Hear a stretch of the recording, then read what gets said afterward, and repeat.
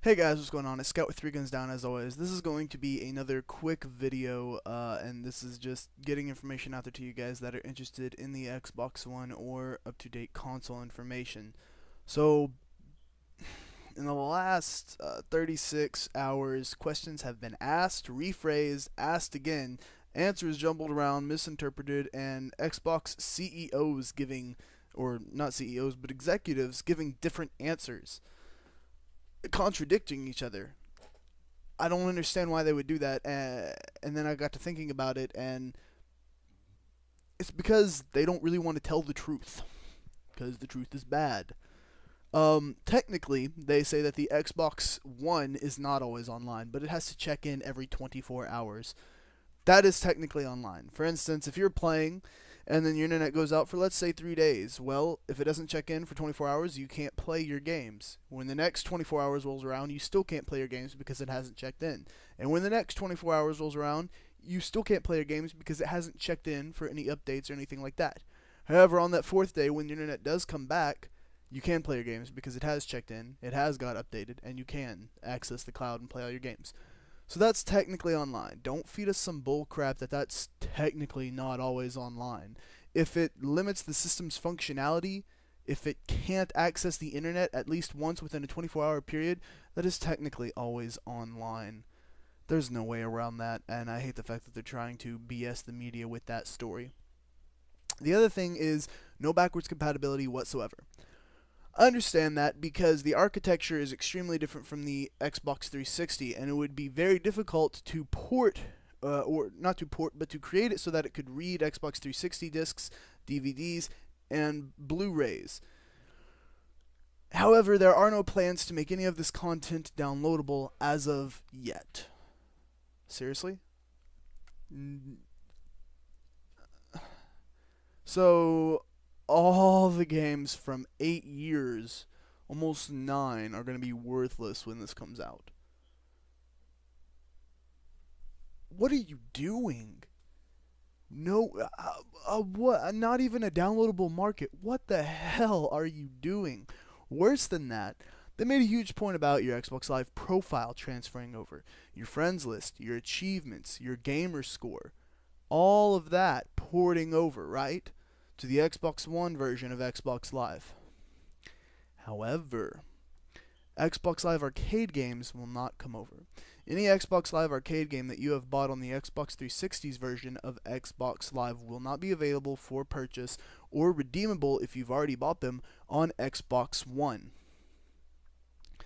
I'm sorry, I've spent over $500 on the Xbox Live arcade games in the last 8 years, and that $500 plus the memories with all my friends, plus all the time I've put into them, plus all the fun I've had with them, is worth more than that system, the Xbox One. Technically, the $500 alone might actually be worth than the system itself. So, again, what the hell are you doing? That is a stupid, stupid, stupid, stupid, stupid, stupid, stupid step. Now, in regards to their press conference, in terms of gaming and how they're going to change how we play games, I'm not going to say anything about that until E3, because it's extremely obvious they held a lot back for E3. But to come out for a press conference and be nothing but media was a bad move. Because the people watching this stream, the people paying attention to this information, they're your hardcore gaming market. Why would you do that?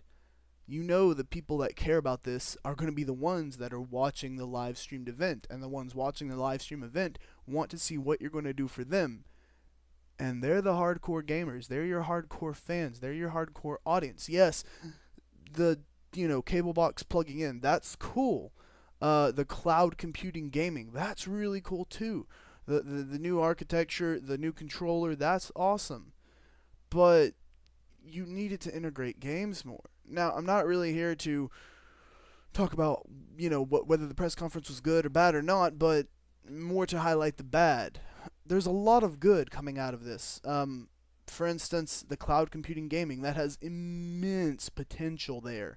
Essentially, an entire game could be on a server theoretically, but you know, we don't really have specifics, but they could fit entire games on servers. That means they could fit in super intelligent AI, massive worlds, really, really alive things. They could pack all these features onto a server, and it's okay because it doesn't have to be on a disk. So there's no limit for space, or there's a hell of a lot less of a limit.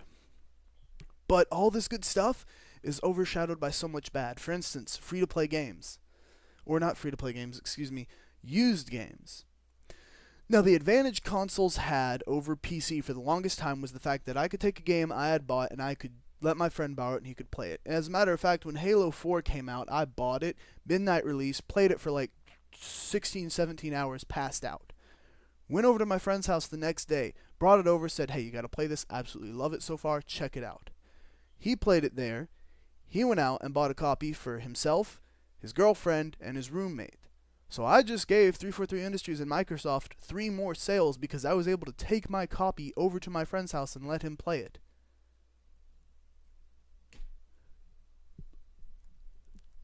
Think about it like this. If you buy a car, you got the car home, and then when you got it the next morning and turned it on, it said, oh, I'm sorry, you have to pay another $10,000 fee if you want to drive this infinitely. If you want to unlock this car until it breaks down and dies, it's another fee. Automakers don't do that. If I buy a car used, I can do whatever the hell I want with it. If I want to drive it off a cliff, despite some legal things that might happen, I pretty much can do whatever the hell I want with it. Why can't I do that with my games that I buy? I just bought it. It's mine. Mine alone. I can do whatever I want with it. If I want to take my things and give them to somebody else, or let somebody else use them or borrow them, I can. I should be able to. The real point here is we should not be letting these companies telling us what we can and cannot do.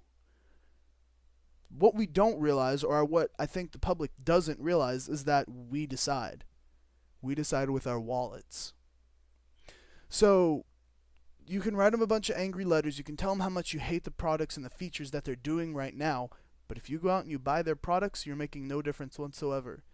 If a company makes millions of dollars off of a product and they did all this stuff wrong with it, they don't really care what you have to say or what they did wrong. Because guess what? They still made millions and millions and millions of dollars. Look at EA. Worst company 2 years in a row, over top of companies that were ruining people's lives with mortgage rates and destroying environments. That's how much gamers cared. 2 times in a row. But guess what? They didn't care. They kept doing what they were doing because they were making money. Don't think Microsoft is any different. Oh, and the other thing. Everyone keeps saying, oh yeah, Sony's the way to go now. PlayStation 4. Look. Sony knows that, and this is why they haven't come out and said a lot of these things. Sony figured that if Microsoft is going to shit on the customer, then it's going to be okay for them to shit on the customer. They just didn't want to tell you that they're shitting on you until they knew for sure that Microsoft was shitting on you. And now that they do know that, don't be surprised at what you hear at E3. I guarantee you, used games on the PlayStation 4 will cost a fee to reactivate. I am pretty sure there's going to be some kind of always online component to it. I mean, no backwards compatibility. There are plans for downloads for PlayStation 4, but PlayStation 4, it's not any better. Someone said this is the death of the Xbox. This is not the death of the Xbox. This is the death of consoles if it continues at this rate. I said once on the Angry Joe show, if the industry has to die to learn its lesson, that we are the ones they have to please, they cannot do things the way they want to, we need to let the industry die. Remember, you decide with your wallet. Don't follow the herd. If you don't like their product, don't buy it. Also consider this. How much is a new Xbox One going to cost? Last speculated prices was $500 for the console, no binding contracts, $299 for a 2-year contract to Xbox Live. Keep that in mind. $500 for a console. Now, how much did you spend on your home PC? Probably around $500 if it's average. If you wanted a little more power on for warranty, $600, $700, $800, maybe even $1,000. Keep that in mind. So, $500 plus new console, $500. That's $1,000. Why not get you a $1,000 gaming PC? Makes a lot more sense. Anyway, I'm Scout with 3 Guns Down. Remember, decide with your wallets. See you guys later.